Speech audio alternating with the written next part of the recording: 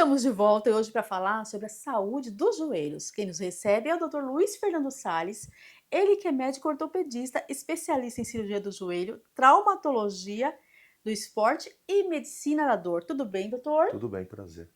Muito prazer, muito obrigada por estar aqui conosco hoje, nos receber aqui no seu consultório para falar a saúde dos joelhos no nosso programa. É um prazer. Doutor, muitas pessoas hoje, principalmente nessa questão do tempo, né, sentem dores ou lesões nos joelhos. Por que isso acontece? Então, o joelho é uma estrutura muito complexa. A gente costuma dizer entre os cirurgiões de joelho que o joelho ele é como se fosse um ser vivo, né? A gente descarrega praticamente todo o nosso peso nele durante o dia inteiro, Uhum, seja andando de pé, subindo, descendo escada, sentando, levantando, e ele é composto por várias estruturas, desde osso, cartilagem, os meniscos, os ligamentos, os tendões e os músculos.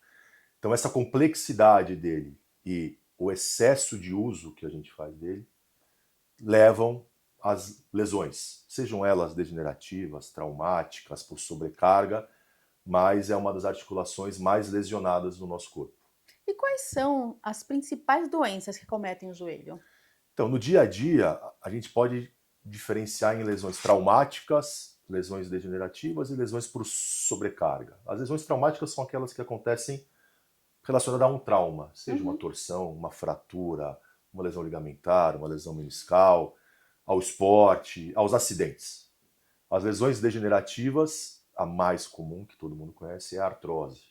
Mas existem outras, existem lesões degenerativas de menisco, existem as condropatias, e que aí tem uma grande importância a condropatia patelar, que é vulgarmente conhecida como condromalácia patelar, que todo mundo conhece alguém que tenha, Uhum. né?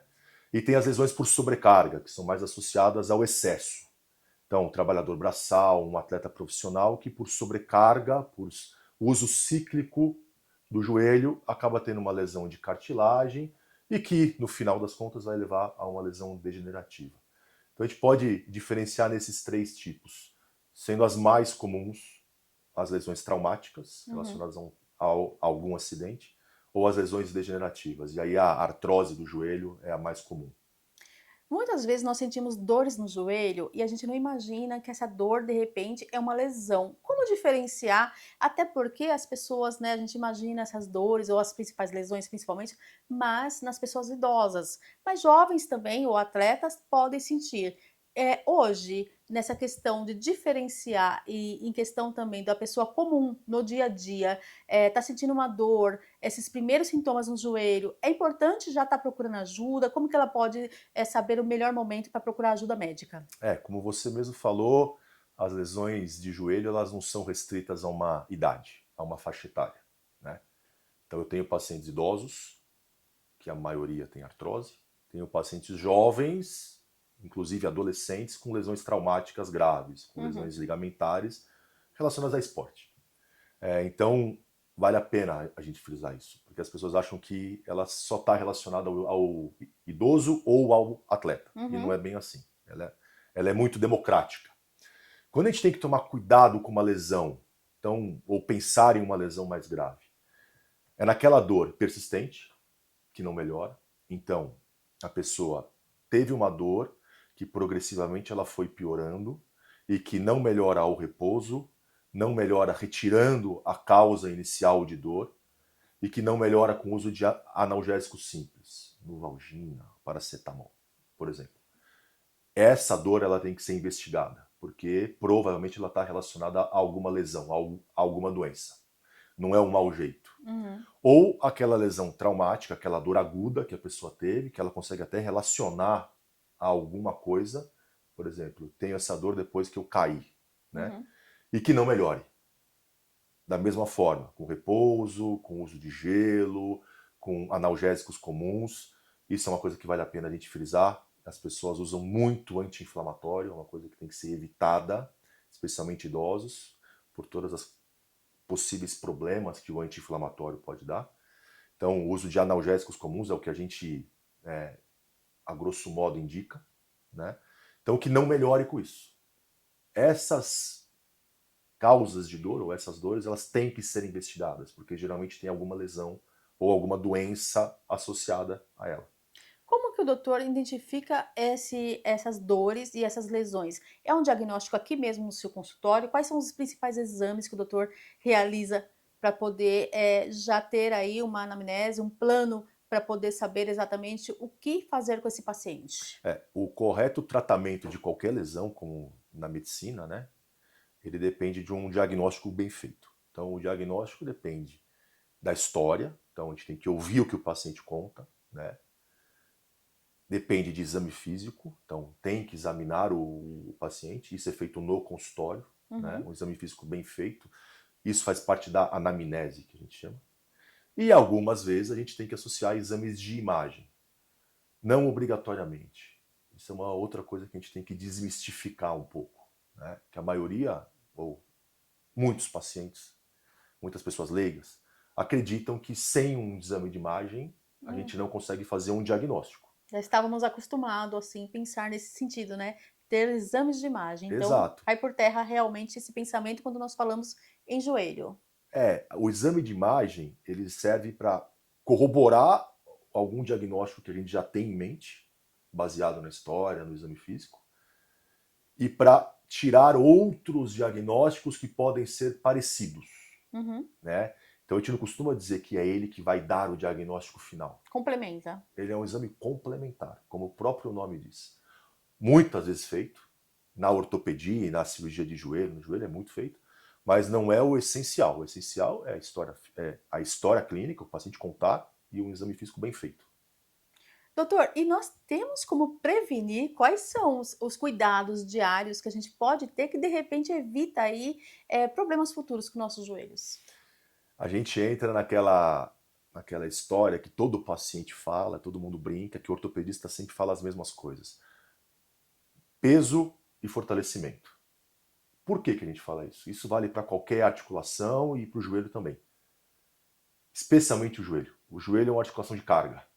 A gente suporta peso nele. Uhum. É uma articulação que depende de estabilidade.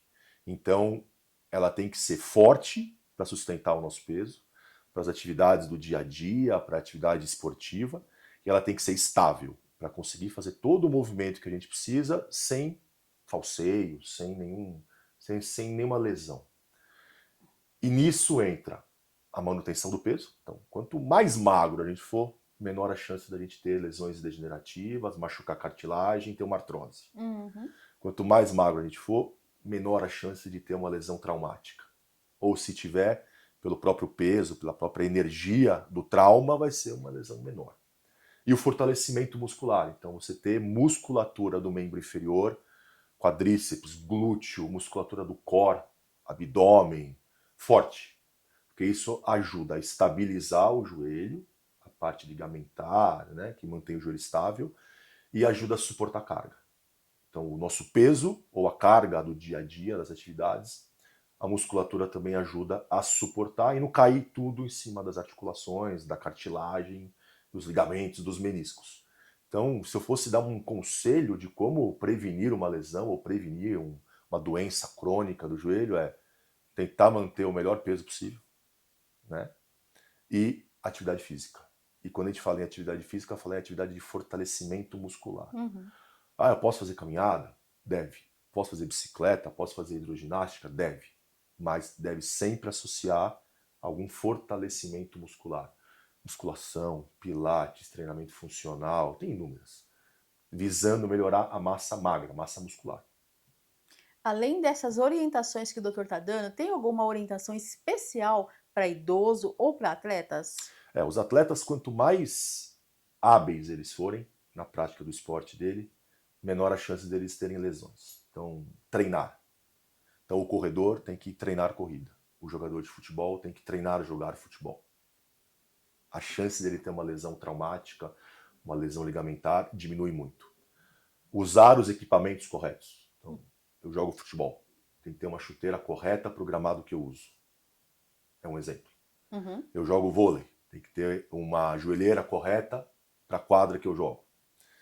Fortalecimento muscular. Mais uma vez, isso serve para todo mundo. Desde o atleta profissional até o idoso. Treinar equilíbrio, ter um equilíbrio bom. Isso existe treinamento para isso. O atleta faz muito. Mas é uma coisa que nos idosos, hoje em dia, a gente bate muito nisso. Treinar equilíbrio, evitar quedas, treinar propriocepção, que é o nome disso. Isso ajuda demais. Isso um fisioterapeuta, um educador físico ajuda. Manutenção de peso. Tentar ter o melhor peso possível. Sem paranoia, sem metas inalcançáveis, mas buscar um peso correto. Em relação à alimentação, ter uma ingesta proteica legal, porque isso aumenta a massa magra, aumenta a massa muscular. Né? Então são pequenas dicas que a gente pode dar Uhum. que previnem lesões. E não achar que ter dor é uma coisa normal. Então, eu tenho dor, eu Não me se acostumar com automedico, dor, né, doutor? eu me automedico, eu uso o remédio que a minha vizinha toma, eu vou à farmácia e tomo uma injeção, eu vou ao pronto-socorro, que a nossa sociedade gosta muito, e tomo um remédio que ali naquela hora é paliativo, melhora a minha dor, e não tem um diagnóstico do que eu tenho. Sem diagnóstico, a gente não trata nada. Então fica um tratamento paliativo. Isso tende a levar a lesões piores. Sim. Lesões piores, tratamentos mais difíceis. Tratamentos mais difíceis, resultados piores. Até porque cada pessoa, né, doutor, reage de uma forma, tem uma necessidade diferente, e é por isso a importância de procurar um especialista e fazer um tratamento, né, diferenciado, um tratamento para você e um tratamento humanizado, né, doutor? Isso, Não só exatamente. olhar o joelho, mas saber, né, como o doutor disse, da história de vida dessa pessoa, como ela está vivendo, onde ela está fazendo ali os erros, de repente, e os acertos, né? A gente trata uma pessoa, a gente não trata um joelho. Parabéns, doutor. Obrigado. E doutor, a medicina não para de evoluir, né? Graças a Deus. Então hoje, o que nós temos de mais modernos e avanços também em tratamentos e cirurgias minimamente invasivas? Se a gente for comparar a ortopedia e a cirurgia de joelho de 15 anos para cá, para hoje, ela mudou muito. Uhum, Mesmo nas indicações cirúrgicas, hoje em dia a gente pode dizer que a gente opera um pouco menos do que se operava há 15 anos atrás. E na cirurgia em si. Antigamente a gente fazia muitas cirurgias abertas. Então, grandes incisões, grandes lesões, dor pós-operatória. E com o passar dos anos, isso foi diminuindo muito. E hoje em dia, não digo todas, mas a maioria das cirurgias de joelho são feitas por via artroscópica, que é por vídeo, né? Então, com pequenos cortezinhos, a gente consegue, através de uma câmera, entrar dentro do joelho e fazer inúmeras cirurgias para inúmeras lesões possíveis. Existem cirurgias abertas ainda, com grandes cortes, grandes machucados, mas não são tão comuns como antigamente, né? E a gente, com o passar dos anos, foi diminuindo a quantidade de cirurgias. Por quê? Porque a gente foca muito em prevenção, uhum, a gente foca muito em reabilitação, e aí entra o papel do fisioterapeuta, do educador físico, que é importantíssimo. uhum, E hoje em dia a gente tem algumas técnicas, que a gente costuma dizer que são técnicas biológicas, são os ortobiológicos, que ajudaram demais no tratamento e na melhora dos sintomas de algumas lesões, como por exemplo as condropatias, as condromalácias, as lesões de cartilagem, algumas lesões de tendão, né, lesões parciais, algumas lesões musculares. Eles ajudam demais na cicatrização, na melhora do tecido. Então a gente viu uma mudança nos últimos anos. A gente saiu de uma ortopedia muito agressiva do ponto de vista uhum. cirúrgico, grandes cirurgias, por uma ortopedia cirúrgica, porque nós somos cirurgiões, Sim. mas com técnicas menos agressivas, com pequenas incisões, e nos últimos anos um avanço muito grande que vai continuar ainda nessa parte biológica, na parte de tentar melhorar o tecido, de melhorar a cicatrização, de tratar a dor. Então, a gente teve esse pêndulo. Né? Eu acho que a gente vai chegar no meio termo ainda entre cirurgia e a parte mais clínica, que eu acho que ainda está um pouco muito para a cirurgia. A tendência é que Uhum. ela venha mais para essa parte clínica. Mas é isso. Hoje em dia, a maioria das cirurgias de joelho elas são por técnicas minimamente invasivas. Isso é muito bom.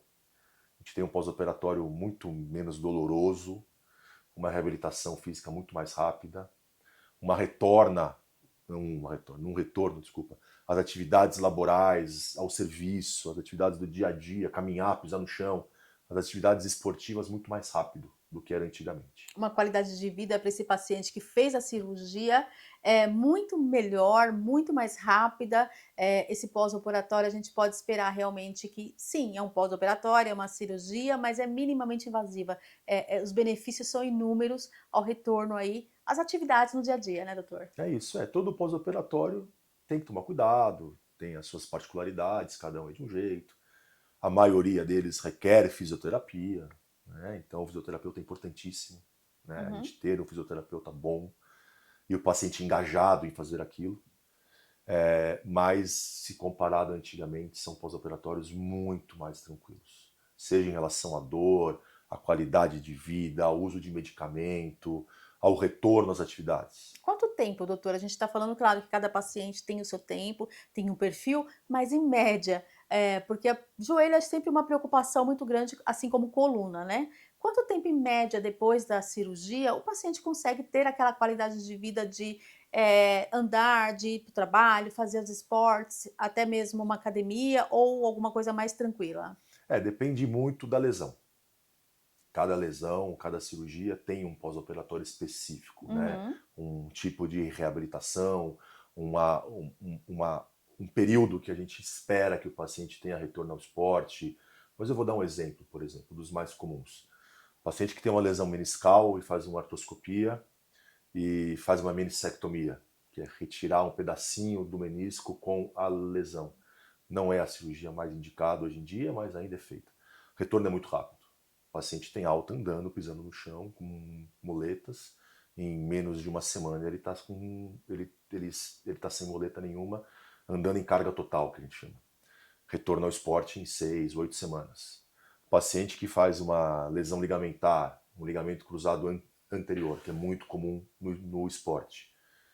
Ele, em questão de 15, 21 dias, ele já está andando sem muleta nenhuma, retornando ao seu serviço, podendo dirigir, muita fisioterapia, e o retorno ao esporte é um pouco mais lento, a partir do 9º mês, 10º mês. Uma prótese de joelho, que é uma cirurgia maior, Uhum. cirurgia de pessoas mais idosas, para tratamento de artrose grave. Carga, pisar no chão precocemente, em 2, 3 dias é para estar de pé andando, com uso de muletas, vai para um andador, a gente espera que entre 1 e 2 meses esteja andando sem auxílio nenhum. Então é rápido. A gente pensando na lesão e numa articulação de carga que sustenta o nosso peso, o retorno hoje em dia é muito rápido e a gente quer isso, a Uhum. gente visa isso, né? A gente quer que a pessoa volte às atividades Quanto do antes? dia a dia, às atividades do serviço dela, às atividades laborais e ao esporte o mais rápido possível. Parabéns, doutor, mais uma vez. Muito bom saber, informação realmente salvam vidas e a gente sabe que a medicina não para e os especialistas estão sempre atentos aí a estar informando e estar melhorando a qualidade de vida da população. Muito obrigada, doutor, por todas Imagina. essas informações do nosso programa. Contribuiu muito aí para que as pessoas tenham mais saúde, mais responsabilidade em estar se cuidando, em estar fazendo o seu papel, e estar buscando informação. Muito obrigada e até o nosso próximo É encontro. um prazer. Obrigado a você. É o programa Saúde na TV, sempre com muita informação e responsabilidade para você. Conversei agora com o Dr. Luiz Fernando Sales. Você também pode acompanhá-lo através das redes sociais.